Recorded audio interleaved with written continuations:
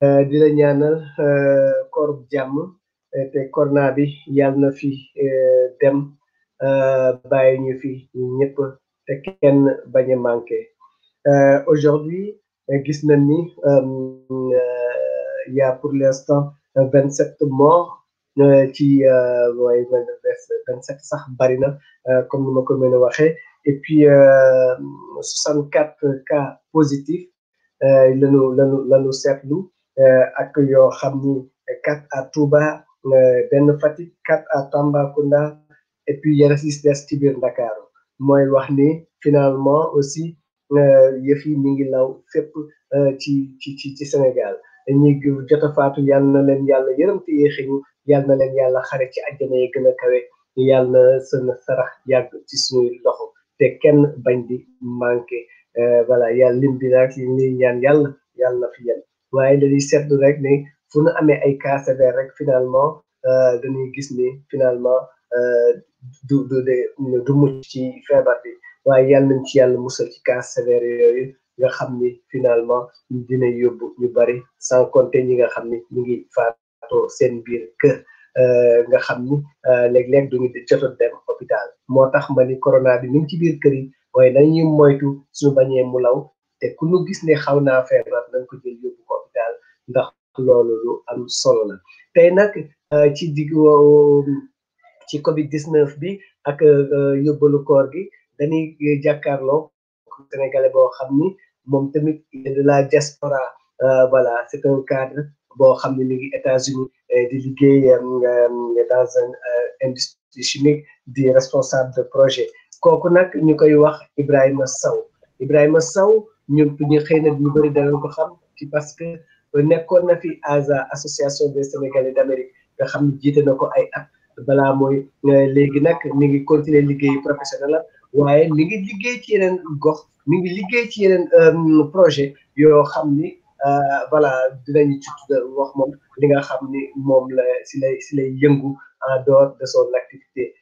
professionnelle dañ koy dalal ak jàmm ni ko monsieur Sow ñu ngi lay dalal ak jàmm ci biir Xalima dalal ak jàmm ci biir waa diaspora dalal ak jàmm ci biir internautes yi di lay wax rek dalal jàmm ci biir koor gi di la balu ak di la bal ak di ñaan yàlla tamit corona bi yàlla na fi jóge monsieur Sow asalaamaaleykum. Mayacine jërëjëf maa ngi lay dellu nuyoo maa ngi lay wax maa ngi lay fay sa nuyoo di wëlbatiku di la nuyu di la ziar ci weeru koor gi yow itam di la baalu ak di la baal ak di nuyu ñëpp ñi nga xam ne ñu ngi ñuy seetaan fii nga xam ne ñu ngi def émission bi ak ñi nga xam ne incha allah danañu seetaan émission bi ñu ngi leen di nuyu fu ñu nekk di leen ziar di leen baal ak ci weeru koor gi di leen wax déwénati ci li nga wax itam di leen massawu ci xat-xat yi nga xam ne moom la ñu nekk tey te mu wër àddina bi yëpp moo xam sénégalais yi nekk États-Unis la moo xam sénégalais yi nekk ci diaspora bi la moo xam sénégalais yu nekk Sénégal di la fekk ci ñaan yi nga ñaan di ñaan yàlla ñu yàlla may lii teggeekuñu ci jàmm ak salaam ñu ñëpp ñu bokk ñi nga xam ne ñi ñoo koy nettali may rafetlu bu baax invitation bi ngeen ma defal tey di la ci sant di la gërëm ci opportunité bi nga ma may pour ma participer ci discussion bi ak débat bi nga xam ne jip na ci biir sénégalais yi ak ci biir diaspora bi particulièrement di ko rafetlu encore une fois di la ci remercier. jërëjëf monsieur Sow yow tamit la ñuy remercier di la ko invité tamit da nga nango macha allah ñu ngi sant voilà donc mais monsieur Sow suñu bëggoon wax tey monsieur Sow rapidement rek kan mooy monsieur Sow fan mooy jaar lan mooy jaar. waaw en fait ci gàttal rek jaar bi mooy sénégalais la boo xam ni maa ngi nekk États-Unis ci ay at léegi ci at yi ma nekk États-Unis également ku yëngatu woon laa ci mbirum organisation communautaire yi loolu sax mu ngi tàmbali depuis Sénégal bi ma nekkee Sénégal gënoon a nekk xale ku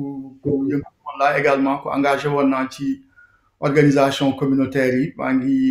juddoo Mbour fa laa màggee foofu la sama famille nekk bi ma nekkee Mbour également jiite woon naa fa mouvement nawetaan bi nekkoon président ODCAV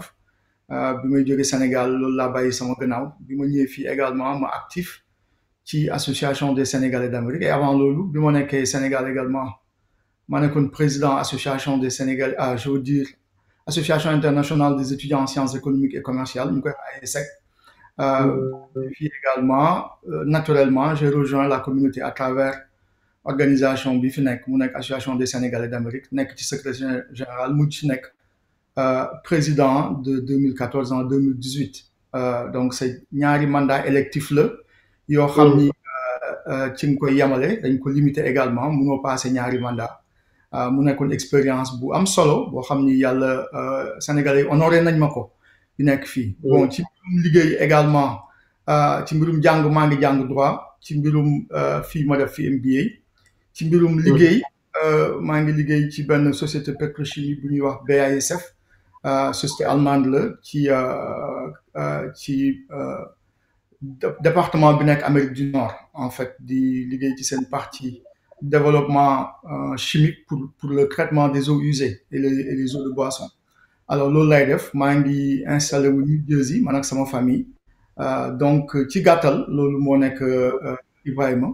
comme li ma la koy waxee léegi également am na initiative yu bari yu jib tey ci diaspora bi maa ngi ci nekk membre soit initiateur ou bien membre actif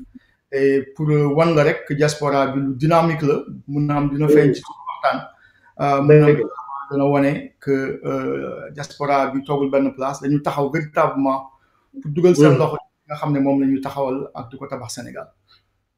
jërëjëf monsieur Sow ci présentation bi jekk na ci biir présentation bi da nga wax ni yow da nga nekk secrétaire général ASA avant ngay nekk président kon yow yàgg nga fa lu tax nga jógee ASA. waaw mooy li ma la wax rek en fait jógewuma ASA parce que membre laa ci ba léegi mais ci organisation wu ASA soo nit mënu ci nekk président lu weesu ñaari yoon donc c'est des mandats limitatifs donc dans la réglementation ci règlement organisation bi ku nekk ñaari au maximum parce que ay mandat électif la ku nekk au maximum mun rek mooy ñu fal la benn yoon suñ la falaatee nga def beneen ñaareelu yoon fa la mën a yem donc yàlla def na Sénégalais yi honoré ma fal ma ñaari mandat yooyu donc mën a yem te loolu d'ailleurs mooy charme organisation bi je le dis souvent damay wax c'est une organisation boo xam ni charme bi mooy dañ ko calqué ci modèle nord-américain bi que c'est très démocratique que ku ci nekk mënoo weese ñaari mandat beneen partie bi mooy également j'aime bien chahuter di ko wax que c'est très challenging parce que organisation la boo xam ni dañ lay indil problème yi jox la ko ne la demal nga uti ay ressources nga jël ko en charge qui a beaucoup de charges mais charges yi ñi koy jiite ñoom la ñuy wax nañu dem ut ay yoon ak ay pexe yuñ koy jëlee en charge donc ñu am ci chance bu baax a baax wax dëgg yàlla man ak ñi ma àndaloon am ci ay résultats yoo xam ni jéggi na lool yaakaar biñ ci amoon donc du ñàkk également loolu soo bëggee ñu dellu si ci tuuti mais en tout cas c'était une expérience très riche également un grand honneur que d'avoir été mis devant cette organisation boo xam ni tey ci bokk na ci organisation yi gën a mag yi dajale Sénégalais yi nekk ci diaspora. yow bi ngay jógee en 2019 donc ASA ban état nga ko bàyyi woon est-ce que c'était en léthargie wala association bi active woon na wala voilà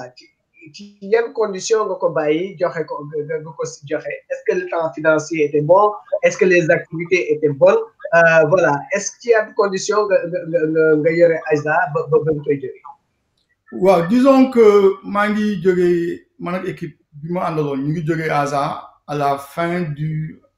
de l'année 2018 c'est-à-dire au mois de décembre 2018 ci la suñu mandat jeex et maa ngi la koy wax léegi wax dëgg yàlla yaakaar biñ ci amoon xamoon nañ ni métti na bi ñu ñëw xamoon nañ ni am nañ ci expérience mais yaakaar biñ ci amoon wax dëgg yàlla résultat yiñ ci am jégg na liñ ci yaakaaroon pour sooy wax ban état nga bàyyi organisation du nekk rek ay wax da ngay joxe ay mandarga da ngay joxe ay firnde en fait ci mandat bi ñu jiite ASA budget bi ñu réalisé moo gën a yaatu ci budget yi mos a am ci histoire organisation bi te loolu ma lay wax su fekkee xam nga ñu organisation yi di doxee organisation bu mu mën a doon di nga xam nan nga ko nit mën a vérifier parce que dafay am assemblée générale ñu indi rapport yi ñu présenter ko valider ko ci rapport assemblée générale boobu ñu def rapport financier bi ñu ci def budget bi ñu réaliser moo gënoon a yaatu ci mandat boobu bu mujj bi également ci la ñu la ville de New York consacré jox ñu la salle de délibération du conseil municipal de New York ñu def fa organiser fa indépendance au Sénégal ci le contrôleur général de la ville de New York distingué ñu parmi étant la seule organisation des Africains bu nekk États-Unis mbaa bu nekk New York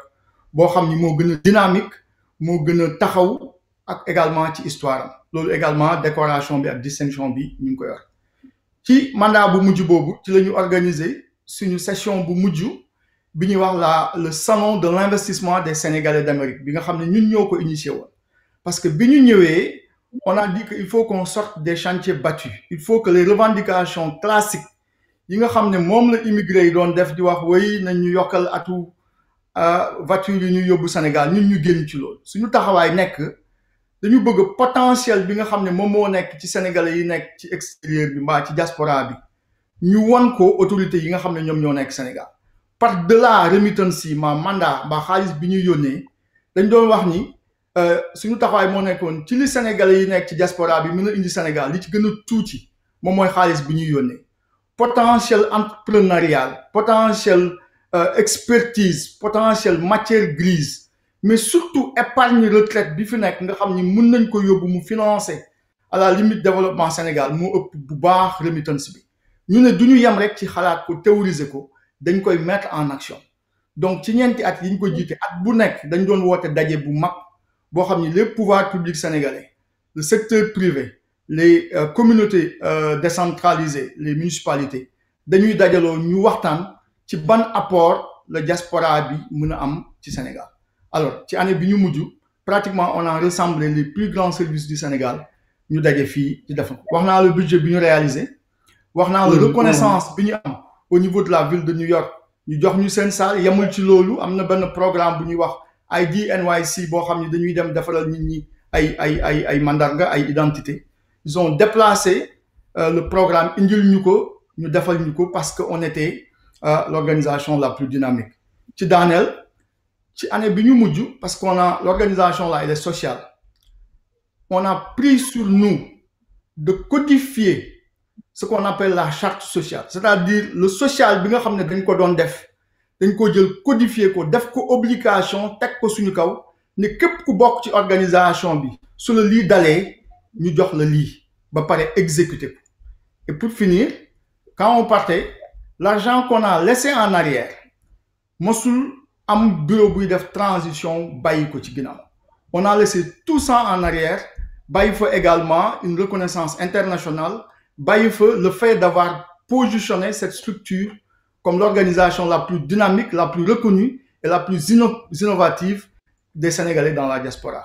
donc ci gàttal loolu moo tax wax dëgg yàlla amoon nañ ci yaakaar parce que bi ñuy ñëw on est venu wax naa la ko léegi avec beaucoup d'expérience ou bien en tout cas de l'expérience par rapport ak suñu passé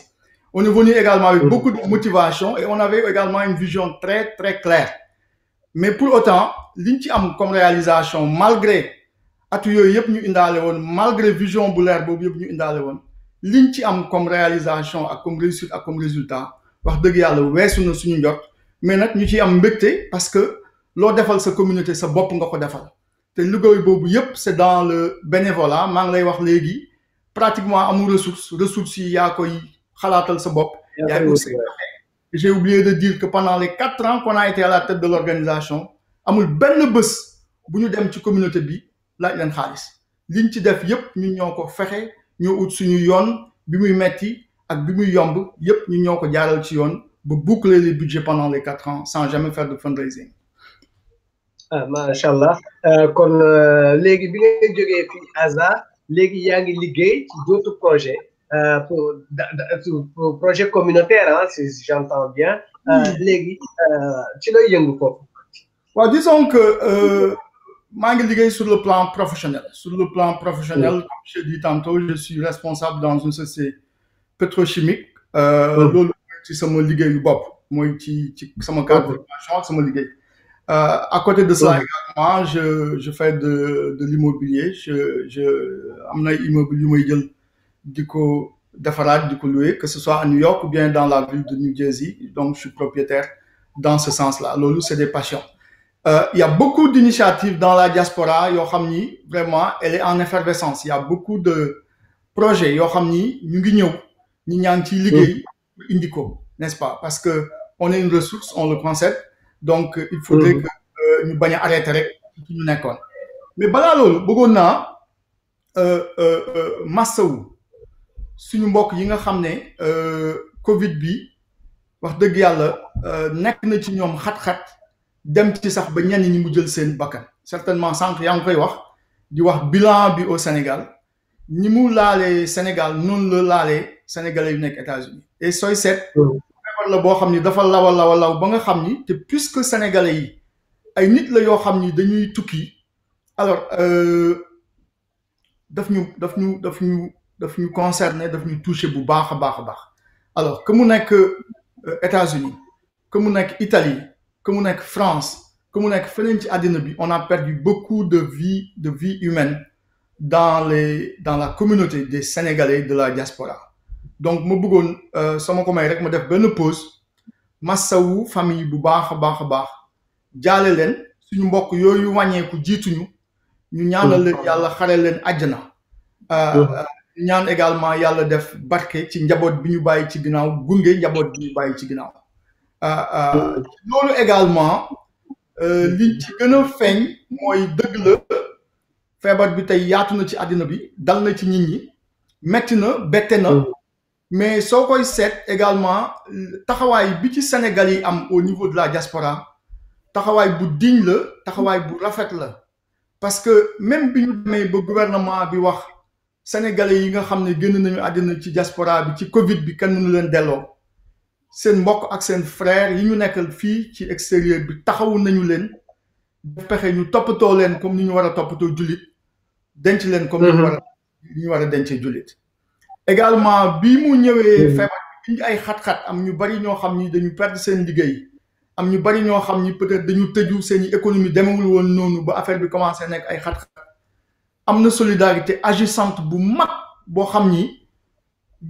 juddoo na ci biir diaspora bi muy fii muy fu mu mën a nekk muy ci organisation yi muy dans les privés ku nekk taxaw nga li nga am nga partagé ko ak sa morom loolu je crois que ñu ngi ñaan yàlla lii yàlla jële ko fi bés bu mu fi jógee loolu mooy des taxawaay boobu ak générosité boobu ak esprit de partage boobu nga xam ne moom moo judd ci biir diaspora bi loolu je crois que lu jara wane la lu jara firndeel la lu jara donner en bannière et en exemple ci monde bi soo ma ko permettre également soo koy seetlu bi feebar bi di génn au tout début gis nañu que à la limite dañ doon wax ni Sénégalais yi jóge ci diaspora bi ñoo ko doon indi Sénégal du ñàkk sax mu am ci loolu loo xam ni dëgg la mais bi ñu seetloo au tout début on a vu beaucoup de stigmatisation boo xam ni dañ koy jël teg ko ci Sénégalais ñun en notre qualité de leader dans la diaspora bi mu commencé jip rek jël nañ suñu xalima ñu bind ci ñaawlu ko wax lii wax dëgg yàlla amul raison d'être ñuy stigmatiser di diaboliser parce que sénégalais bu nekk foo mën a nekk ci àddina Sénégal sa réew la ak lu mu xat-xat dañ koy aussi peut-être li ñu war a def mooy def pexe ba nit ñi mën a ñibbisi fekk du ñu wàll kenn waaye ñu mën leen permettre ñu ñëw seen biir kër yi moo xam dañ leen di quarantaine balaa ñoo dellu ci kër yi moo xam nan la ko gouvernement bi defee mais ñu defee ko noonu loolu tam dafa mel ni wàññeeku na dafa mel ni stigmatisation boobu wàññeeku na ñuy ñaan yàlla mu gën a wàññeeku ñuy ñaan yàlla également que bu mu am cassure entre les Sénégalais de la diaspora et les Sénégalais qui sont restés au Sénégal parce que il n'y a pas de distinction entre ces deux groupes-là moi qui suis Sénégalais aujourd'hui aux États-Unis yàlla mun na def dans 6 mois ou bien dans 1 an ou bien dans 3 mois ma dellu décider toog Sénégal xam naa ay nit ñu bari ñoo xam ni ñu ngi foofu tey fa la ñu toog te fii lañ nekkoon ci diaspora bi xam naa fi ay nit ñoo xam ni bi ñu ñëwee yàggul bi ñu fi ñëwee yàggul donc ñëpp benn la et puis l'État sénégalais la nation sénégalaise gagnerait beaucoup et pleinement à ce que des divergences pareilles bañ a installé wu et que ku nekk ci niveau de responsabilité boo nekk war nga liggéey autant que tu peux pour éviter que cette cassure-là se mette en place. dëgg la li nga wax am na solo c'était l'objet aussi de mes prochaines questions hein, sur le Covid-19 mais on va continuer sur ça parce que Covid bi dem na ba nga xam ni lëmbalee na àdduna et que gis nañ ni fi mu toll nii la puissance d'une nation ne se mesure plus à sa puissance militaire dem nañ ba gis ni la puissance d'une nation aussi se mesure aussi par sa puissance sanitaire. Voilà, sa force de résister à un problème viral, comme par exemple nous am tey aujourd'hui le virus coronavirus bi nga xam ni dem na ba lëmbee àdduna et que c'est les plus grandes nations ba ngay xool États-Unis bi ngeen nag gis ne yéen moom la yéen a ci ëppale jamono dafa mel ni li ma benn waaye doon wax rek ne ma États-Unis lu ñuy séddale ñoo ci ëppale moo taxit corona bi tamit fi mu toll nii ñoo ci ëppale mais yow sénégalais yi bi affaire bi commencé ba léegi am na ay tolof am na ay sénégalais yoo xam ne sax ba léegi ña nga fa tag te mënuñoo dem te gis nañ par exemple waa France sax organiser nañ benn voyage yow naka nga juré d'une manière générale naka ngay ban analyse ngay def ci jafe-jafe yi nga xam ni sénégalais yi ñu ngi koy am jànkonteel depuis que coronavirus bi dugg si biir États-Unis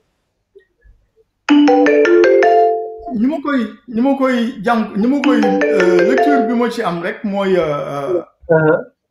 lecture bi moo ci am rek mooy peut-être li ma énoncé tuuti que lu ñëw la loo xam ni dafa bett ñëpp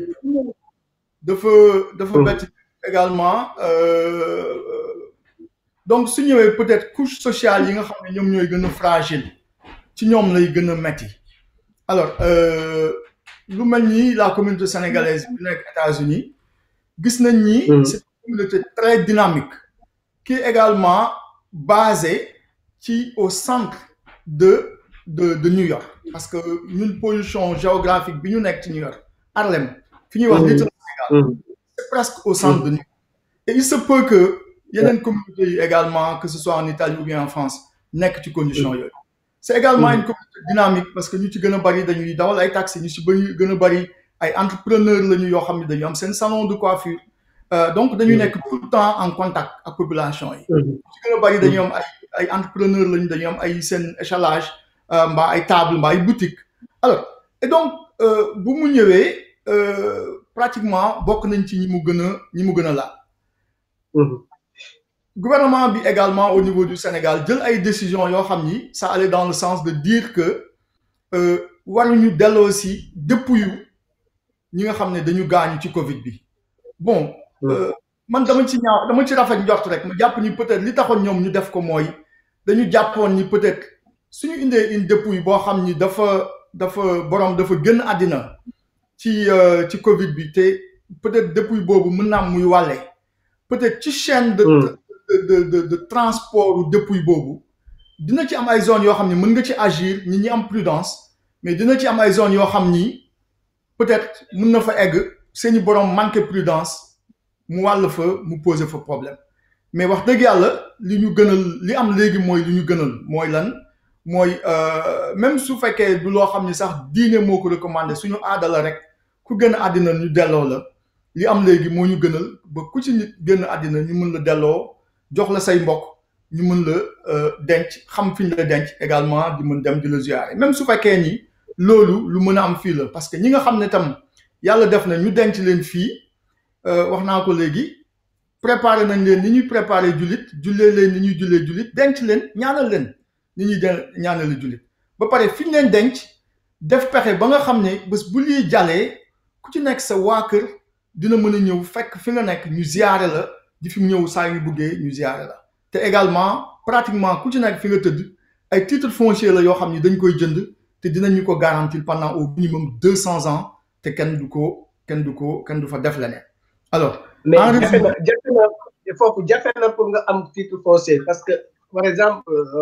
fii par exemple li am France souvent soit da nga koy jënd wala nga loué ko pendant 15 ans 20 ans 50 ans bien nga jënd ko mais est-ce que foofu États-Unis procédure bi ndax cher na naka lañ koy naka lay jaay naka lay demee. non, cher, en fait, je dis que c'est raisonnable parce que tombe bi mbaa fi nga xam ne foofu la suñu mbokk bi tëdd.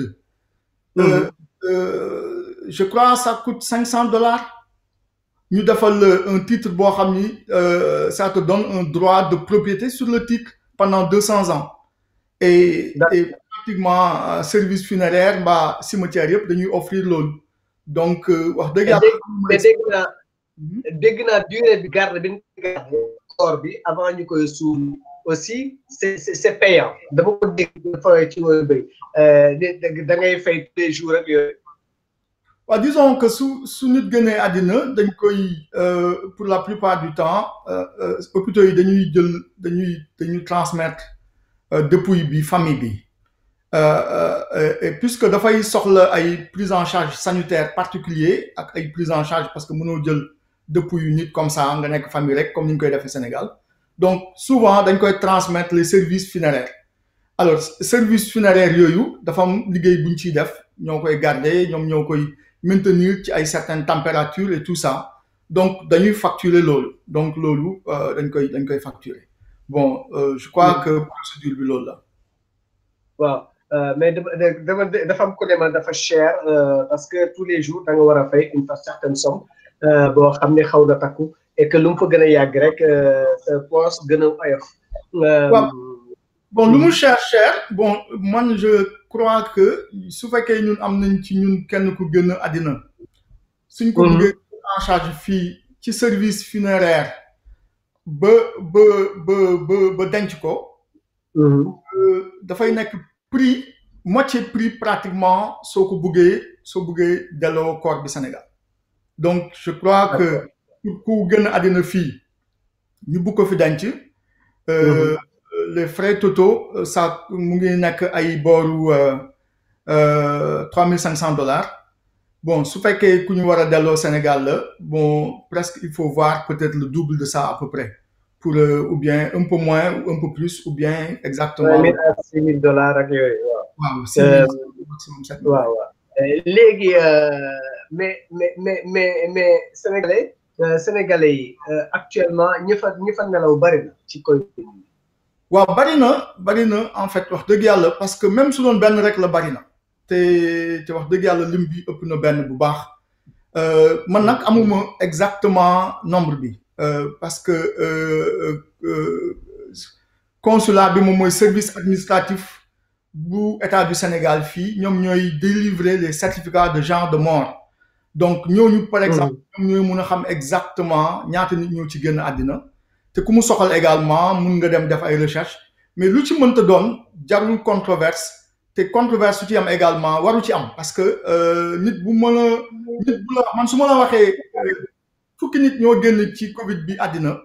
war naa la mun a won preuve ma mandarga que fukki nit ñoo ci génn n'est-ce pas su ma la ko waxee te mënuma la ko won rek li ma wax waruloo ko gëm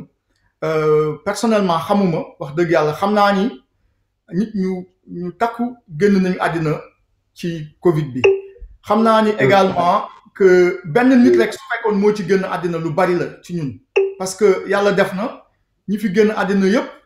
ay nit ñu am solo woon lañu ci communauté bi ñu ci amoon taxawaay bu ñu ràññee ñoo xam ni également ils ont participé à faire de la communauté sénégalaise li mu nekk tey et je suis presque certain que soo demee ci yeneen communautés yi également loolu lay demee donc wax dëgg yàlla ñu ngi koy continuer di ko mettitlu ñu ngi continuer di ñaanal ñi fi jóge ñu ngi continuer di massawu famille yi ñu ngi ñaan yàlla comme ni nga ko waxee woon sànq yàlla yemale ko fii. mais am na sénégalais yu toog foofu fi mu toll nii ñëwuñu seen état sénégalais bi organisé na pour France ñu dajale ñoom ñëpp yóbbu leen Sénégal mais est-ce que xam ngeen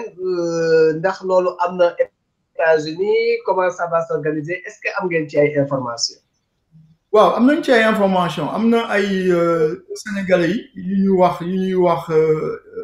yu ñu qualifié de les Sénégalais qui sont en rade maanaam ay Sénégalais yoo xam ni peut-être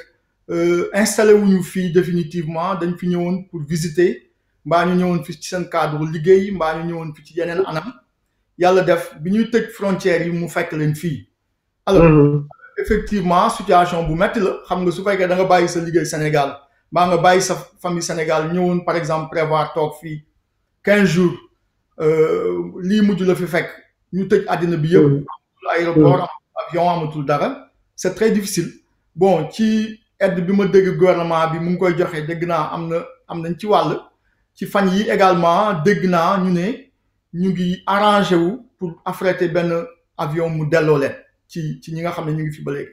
bon dégg naa ko ci waxtaan yi nga xam ne ñu ngi koy amal ci suñu rajo communautaire yi ci semaine bi passé que am na de manière imminente yaakaar nañ ni dinañ leen jël en charge delloo leen Sénégal su amee vraiment lu baax lay doon. lu gouvernement bi gaawantu mbaa mu yàkkamti ñu ngi leen di ñaax ñu gën ko yàkkamti parce que toog bitim réew ci loo xam ni prévoir loo ko woon du lu yomb donc bés boo fa def rek bés bu gën a metti la bu gën a yàgg la ci yow quoi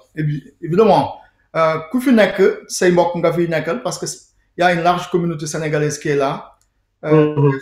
très généreuse très hospitalière et qui certainement est en train de bien prendre soin de nos parents sénégalais qui sont là et qui sont coincés.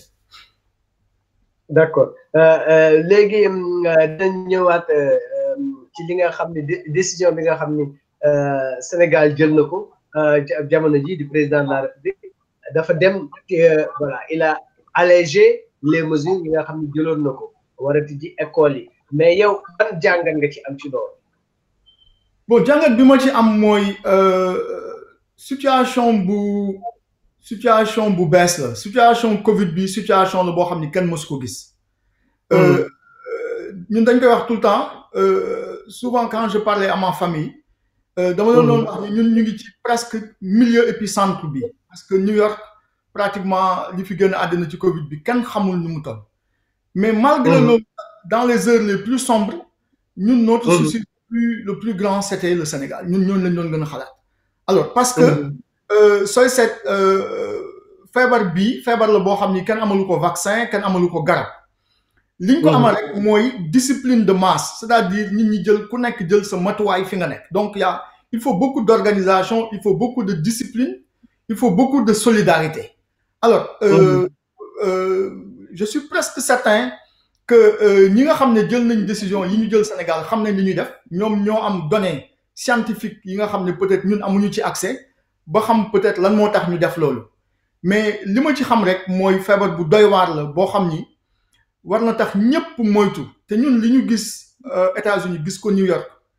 tiitloo nañu ba nga xam ne fu ñu toll ñu ngi ñaan lu mel nii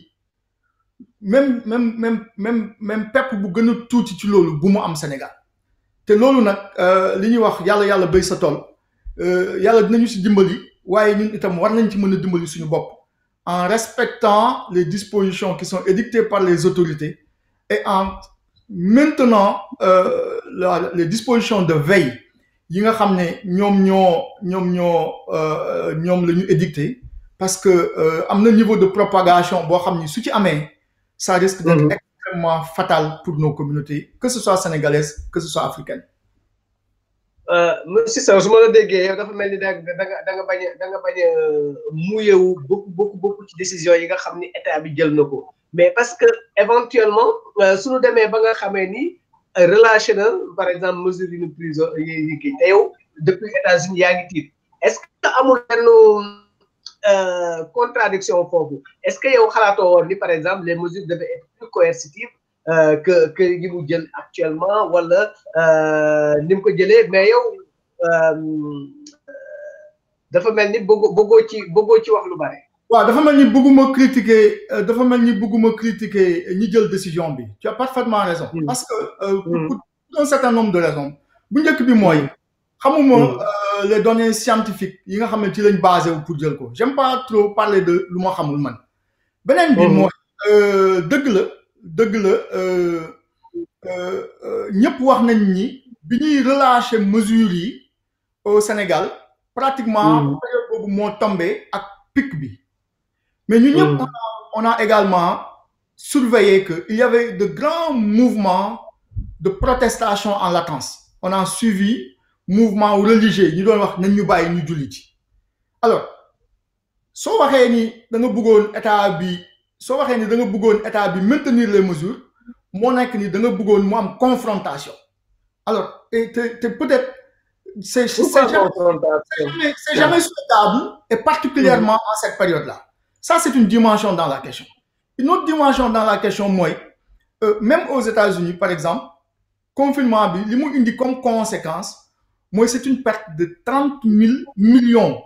de postes d'emploi. 30 millions de postes d'emploi. Même aux États-Unis, le confinement indi moi un déficit budgétaire de 3 000 milliards de dollars pour l'instant.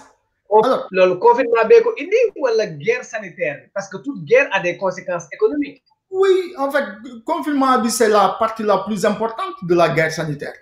Parce que le confinement moi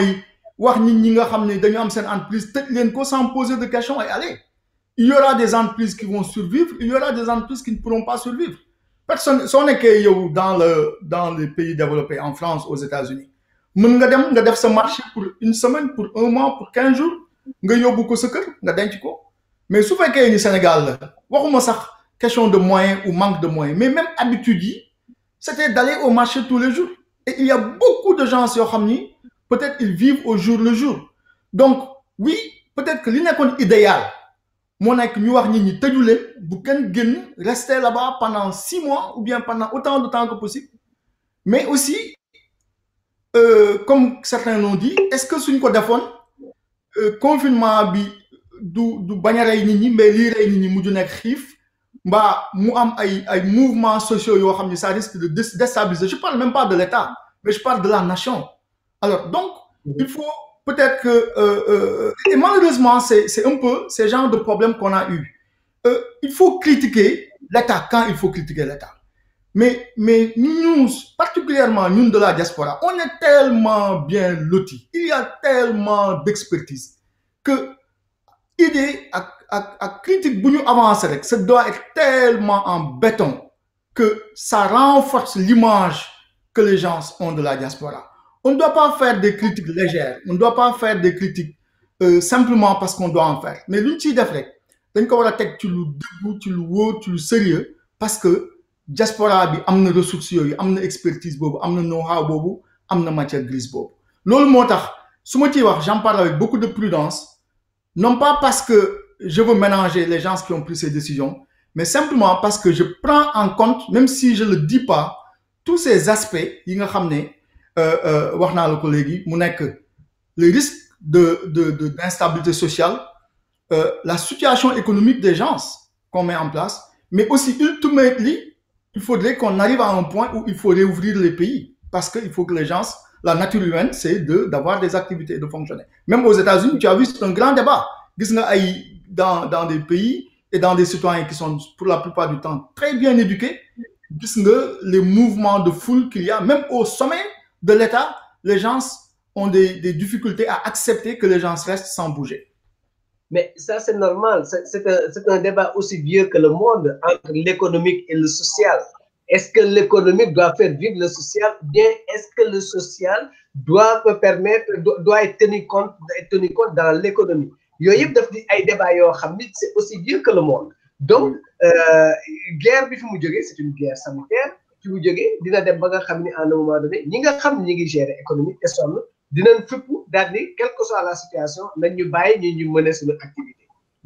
C'est aussi normal que naturel dans un monde où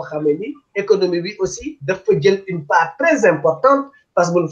on est dans une économie libérale comme par exemple les États-Unis et que le Sénégal aussi Abdoulaye Wade il se stigmatisait comme un libéral avant que Macky Sall l'ignorent. Donc c'est des choses qu'il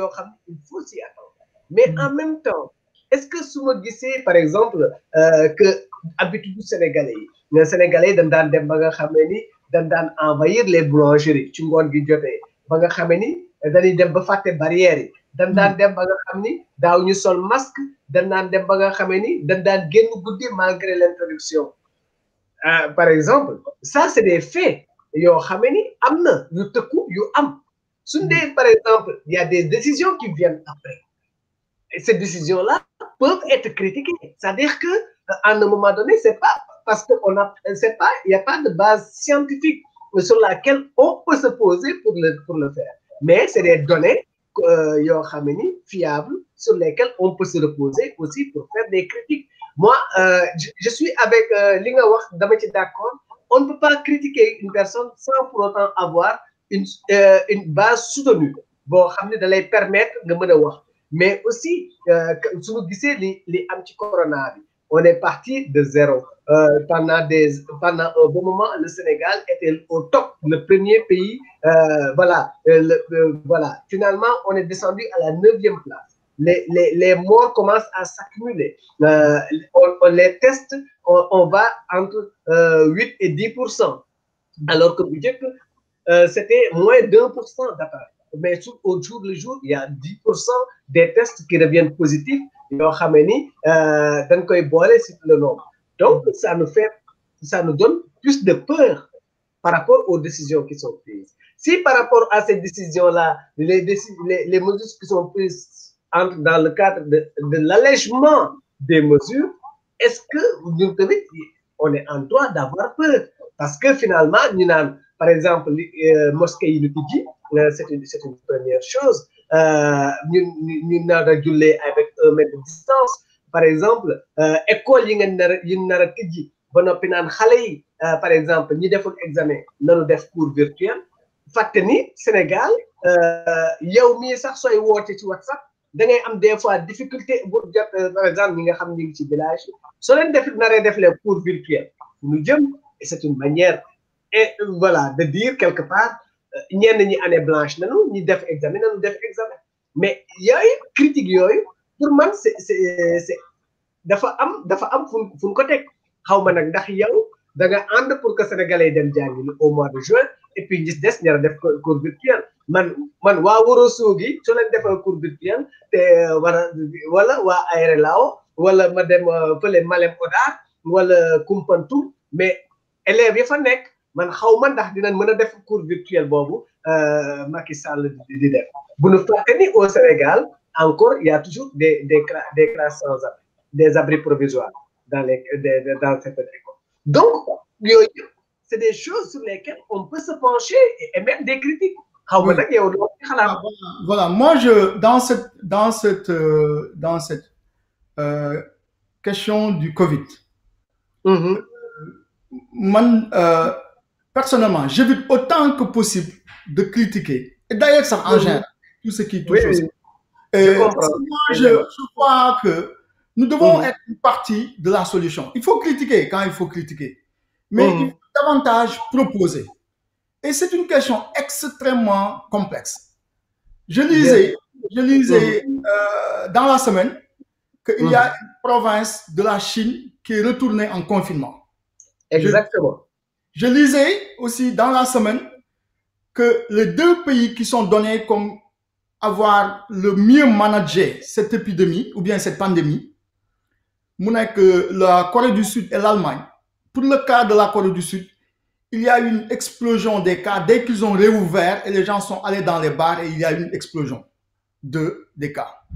Je lisais ce matin en Allemagne que autant ils ont réussi le confinement, autant ils ont des problèmes pour réussir le déconfinement. Exactement. Alors, donc c'est des questions extrêmement, et ça c'est des superpuissances qui ont beaucoup de, même pour le cas de l'Allemagne, le principal problème c'est un problème économique, de ressources pour financer le déconfinement. Alors, si maintenant des superpuissances économiques ont ces difficultés-là, comment ça va être navigué par de petits pays comme les nôtres, qui ont de petits budgets, qui ont de petits moyens? Alors, moi je crois que ce qu'il faut, moi, une solidarité agissante et active. Et heureusement, on a eu ça. On a bien aimé le consensus qu'il y a eu autour de la prise en charge. Alors, on félicite la nation sénégalaise en général qui attitude bobu ñu am. Alors, c'est une question difficile qui pose d'autres questions difficiles. Est-ce que, comme nous l'avons dit, ce qu'il faut faire, moi, déclarer que l'année est blanche, Parce que nous, ici, nos enfants sont en train d'aller à l'école. Donc, si on déclare l'année blanche, les enfants du Sénégal vont perdre l'année. Et il faudrait, et il n'y aura pas de formation. Donc, et quelle est la différence entre année blanche et ce que nous avons proposé, à part l'examen pour les classes? Je crois que je ne connais pas véritablement les détails. J'ai un ami qui est enseignant, qui est propriétaire d'école au Sénégal, et on en discute souvent. Et je crois que il doit y avoir une manière de valider. Il y a une manière de valider, de prolonger l'année et de valider l'année. Et ça, il faut qu'il y ait de la volonté collective. Il faut que ça dépasse, cette histoire-là dépasse Macky Sall ou le gouvernement. C'est une question de survie de notre pays, en fait. Il faut que chacun y mette quelque chose pour qu'on sauve le pays. Et donc, ok, on est resté 2 mois sans que les enfants aillent à l'école. On prolonge les cours là où c'est nécessaire. Su fekkee ni am nañu ci ay classes yoo xam ni li ñu am ci évaluation permettre na nit ñi ñu mën a ne ñii mën nañoo dem classe supérieure, on se base sur ça. Su fekkee les classes d'examen doivent être formées pour aller dans des examens qui vont être réadaptés par rapport à la situation qui se présente, qu'on le fasse, mais il doit y avoir un grand consensus. Les gens doivent pouvoir être moins, je ne vais pas utiliser le mot égoïste, mais je veux dire, il faut que les gens il faut que Nini Wani Egoï, il faut que les gens voient plus tolérants. Hein? Pardon? Soient plus tolérants. Oui, il faut que les gens soient plus flexibles dans le sens de trouver des solutions pour le pays. C'est pas une histoire de régime ou de gouvernement qui est en place.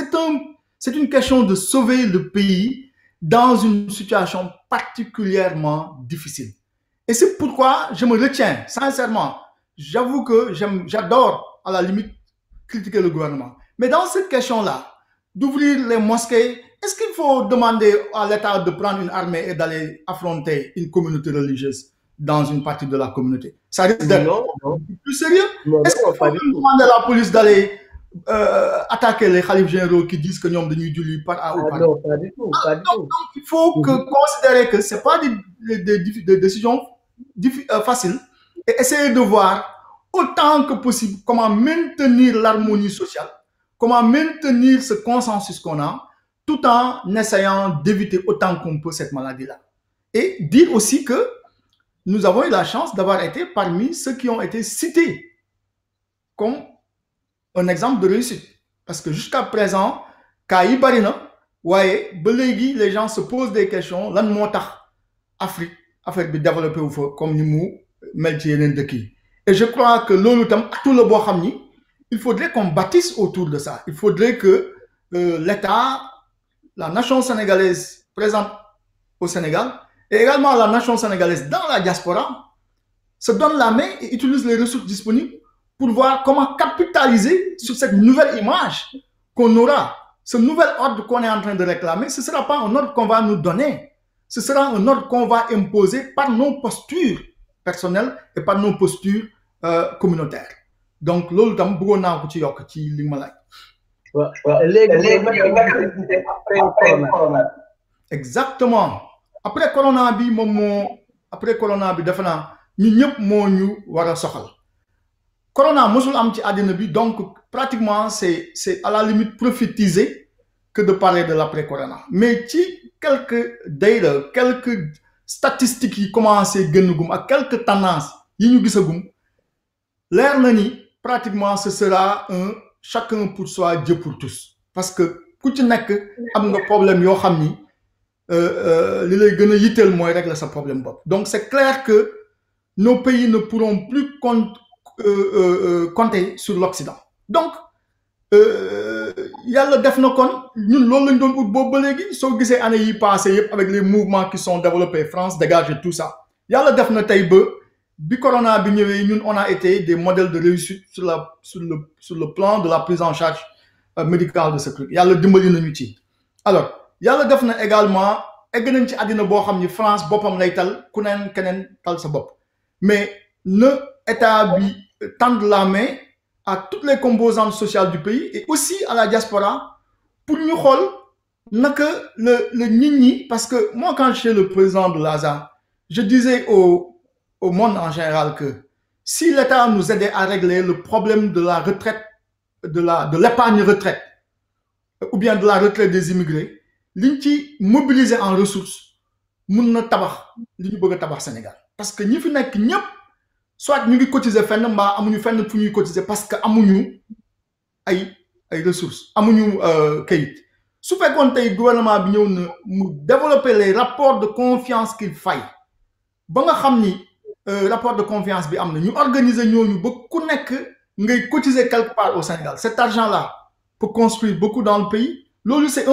il y a tellement d'expertise au niveau de la diaspora, que ce soit sur le plan médical, que ce soit sur le plan pétrochimique, que ce soit sur le plan des TIC ou bien de nouvelles technologies de l'information. À tous les points de vue, et tous ces gens-là ont envie aujourd'hui de retourner. Et de tout ce groupe, le plus important, c'est pas ces intellectuels, mais c'est nos parents qu'on appelle communément modou modou, que je refuse, j'aime pas bien ce terme-là, mais nous savons ñu ngi fii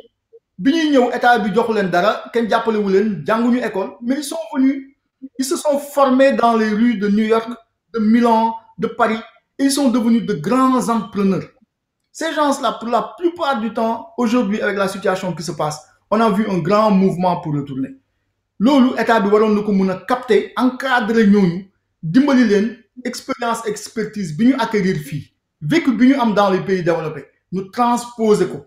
Quand j'étais président de l'ASA, je te disais tantôt,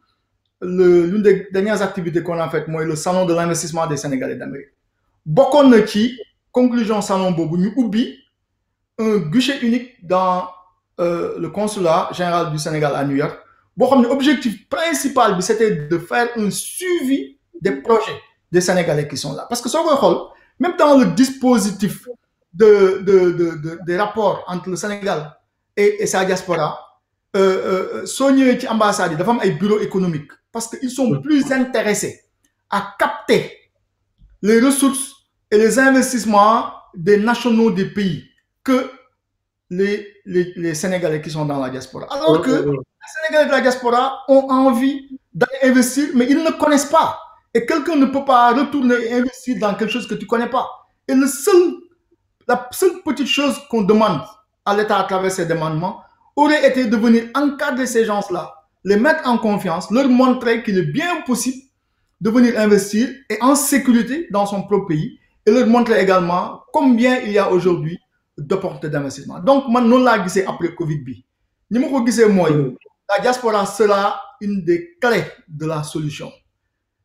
Parce que le grand problème qui se posera, moi, chacun ira de son côté, on ne pourra plus compter sur les mécanismes de coopération bilatérale ou multilatérale, ou en tout cas, je ne sais pas comment ils appellent ça, mais on ne pourra compter que sur nous-mêmes. Et puisqu'on ne pourra compter que sur nous-mêmes, l'une des fers de lance de la nation qui est la diaspora doit être mise en exergue dans ça.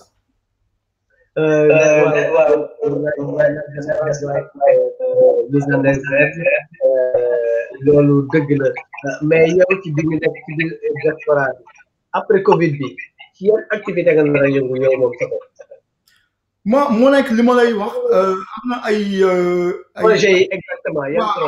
Vraiment, c'est peut-être des projets qui sont en train d'être développés à l'interne. Il y a beaucoup de projets. Il y a des gens qui sont en train de travailler pour mettre en place des, comment on appelle ça, je ne veux pas dire banque, mais crowdfunding, pour mettre en place des ressources. Il y a des gens qui sont en train de travailler, qui sont très avancés sur la mise en place d'un hôpital. Il y a beaucoup de projets qui sont en train de se faire. Vraiment, peut-être la diaspora a toujours été orgueilleuse dans le besoin d'aller servir le pays. Mais aujourd'hui, elle l'est plus. Les gens ont très envie de repartir avec des projets clés en main pour venir s'investir. Peut-être que c'est un peu prématuré de dénoncer, mais je sais qu'il y a beaucoup d'effervescence, il y a beaucoup de mouvements, il y a beaucoup de choses qui sont en train de se tramer en dessous et qui vont dans le sens de venir, de revenir. Bon, il y a toujours eu un retour, mais de venir et de servir. Alors, Lolonak, il faudrait que l'État le facilite parce que c'est un aspect qu'il faudrait peut-être, sur lequel il faudrait qu'on discute. Moi, nous avons une politique d'insertion, de réinsertion des immigrés. Il y a eu beaucoup de ministères, il y a eu des directions, il y a tout. Mais au Sénégal, il n'y a pas une politique de réinsertion des immigrés.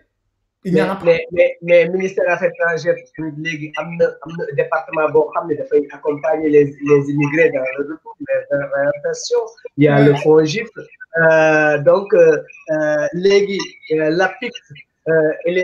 mi ngi fii par exemple soo ñëwee indi sa projet vous accompagne, donc il y a des choses qui se font maintenant contrairement il y a quelques années, donc loolu tamit du neen.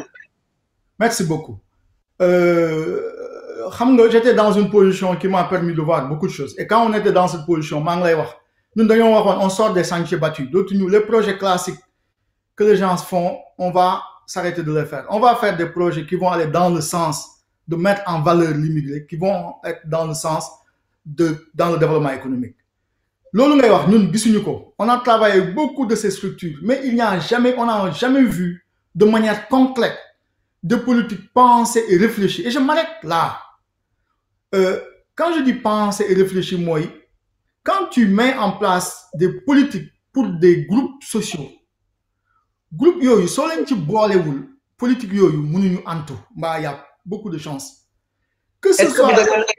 information. Non, en fait mënuma ñak am information parce que je suis à la tête d'une grande organisation et j'ai organisé 4 ans de suite le salon de l'investissement des Sénégalais d'Amérique qui m'a permis d'être en rapport avec le FONGIP, d'être en rapport avec l'APIX, d'être en rapport avec le ministère des Affaires étrangères, avec tout le monde. Il y a beaucoup d'effets d'annonce. Amna lu bari lo xamni dañ koy annoncer. Mang la koy wax légui bi ñu defee suñu rencontre bu mujj bi li ñu jàppoon ñi moom moo waroon nekk solution bi mooy ñu ubbi un guichet unique boo xam ne dafay ñëw basé wu dans le consulat. Man su ma buggee ne dama bugg a dem investir au Sénégal mbaa sax bugguma investir mais dama bugg a xam ku bëgg a investir Sénégal nan nga koy defee ma mun a jël rendez-vous ma dem ñu wax ma pas à pas parce que su fekkee ni il y a des mécanismes d'encadrement des immigrés qui sont basés à Dakar immigrés yi ñu ngi fii toog. Comment ils peuvent? Yo sa bop so démé Dakar nga bëgg am rencontre avec ces responsables là. C'est très difficile parce qu'ils ont des calendriers très chargés. Et donc, yo sa bop tu as des difficultés waxuma la nak immigré bi nga xamné peut-être mom amul entre-gens bobu amul contact yoyu. Donc, solo biñ ko warona jox ak importance biñ ko waron jox ak proximité biñ waron développer ak mise à la disposition biñ waron def ci information yoyu su fekkee amna nañu japp sax amna mais qu'on mette ça à la disposition des gens qu'on fasse en sorte que les gens puissent en profiter mais man malheureusement lolu gisumako. Par contre j'ai vu beaucoup d'effets d'annonce, j'ai vu beaucoup de politiques qu'on annonce et pour la plupart des politiques qui ont été mises en place sans que les immigrés aient été consultés, sans que c'est input dugg ci biir lolu man gis naa ko. Et malheureusement on n'a pas une très bonne représentation.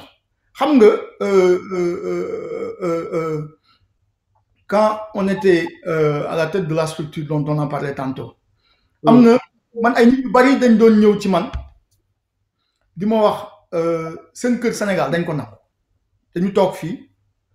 ñu xëy rek indi leen jugement ne leen porté nañu am na jugement contre yéen vous avez perdu votre maison ou bien seen sëy dañ ko tas dañu toog bés rek ñu woo la ne la yóbbu nañ le tribunal bi décidé na tu n'es pas présenté. Et quand j'ai fait mes recherches avec des amis avocats, on a découvert que dans le droit positif sénégalais, il y a une disposition pour le service au parquet. Et que yo Mayassine, quelqu'un dans une ville du Sénégal, bo am un bien, ou bien bo am une transaction juridique, ou bien économique, ou bien un contrat, moun na dem porter plainte, ne dafa am yow contentieux que bien bobu nga mom yow mom moko mom. Et que, puisque tu n'es pas présent, qu'il se présente au parquet, il faut qu'on juge par défaut parce qu'il n'est pas présent. Il y a une procédure pour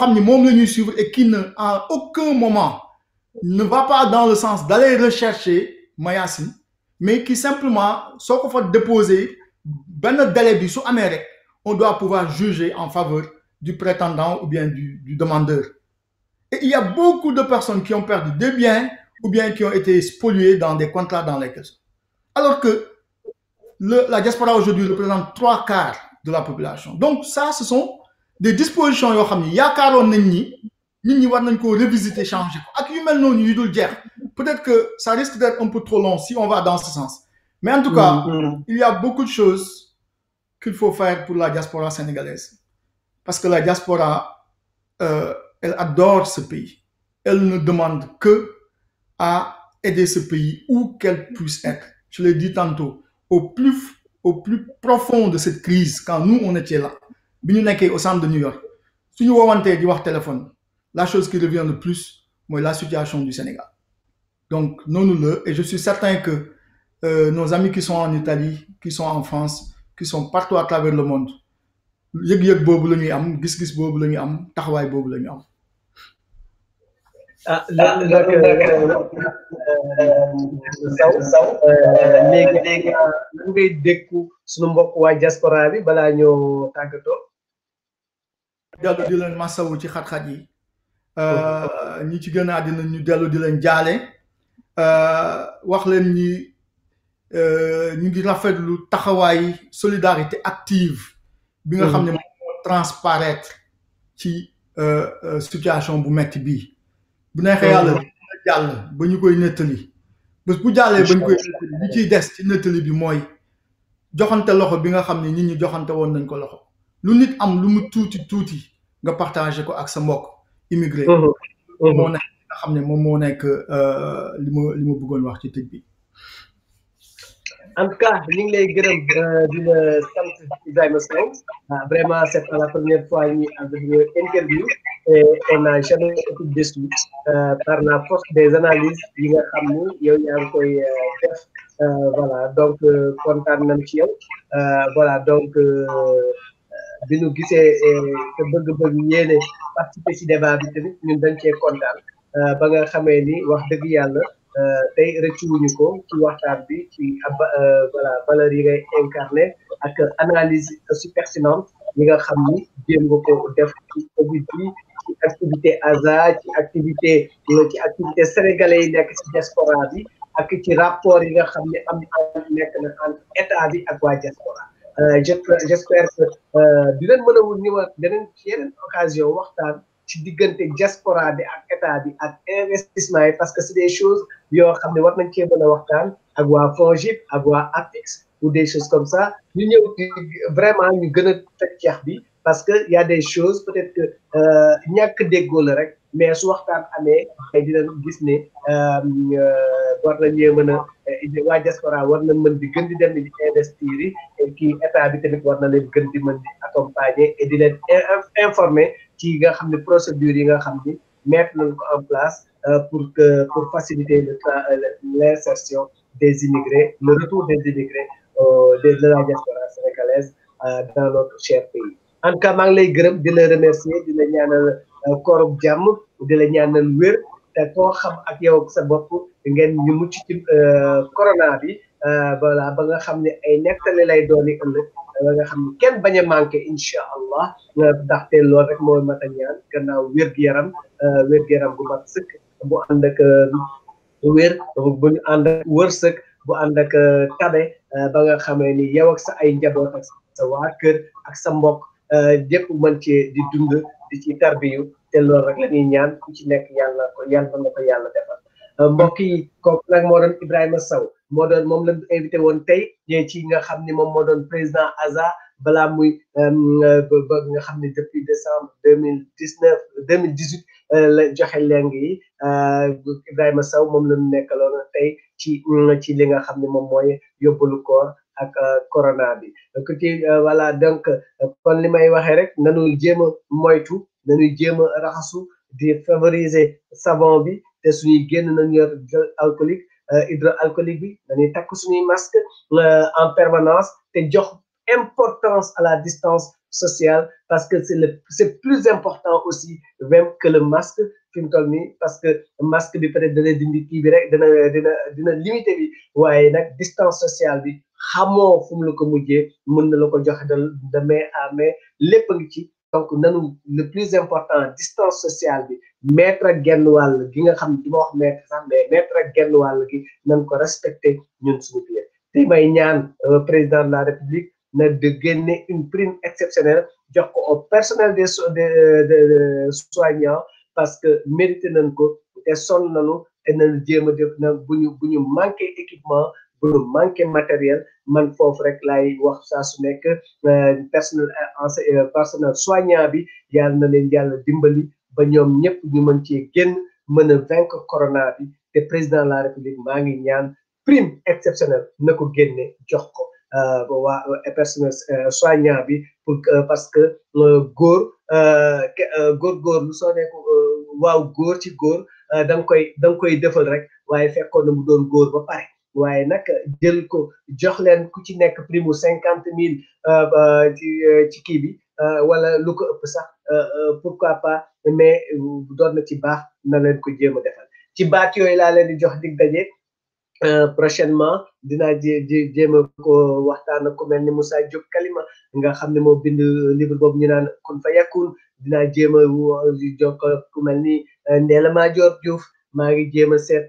ñeneen ay juriste ak ñoo xam ne c'est des économistes yoo xam ne war nañoo mën a ñëw ci yóbbalu koor gi ak ñoo xam ni vraiment ñi ngi seen liggéey màcc na ci xam-xam la wéeru ma ñëw ak ku mel ni Abdoulaye Madi Ndiaye bi nga xam ni tey voilà gis ngeen ko ci xalima kon nag ma leen di gën dox dig daje beneen yoon incha allah jërë ngeen jëf yàlla bu kenn manqué jërëjëf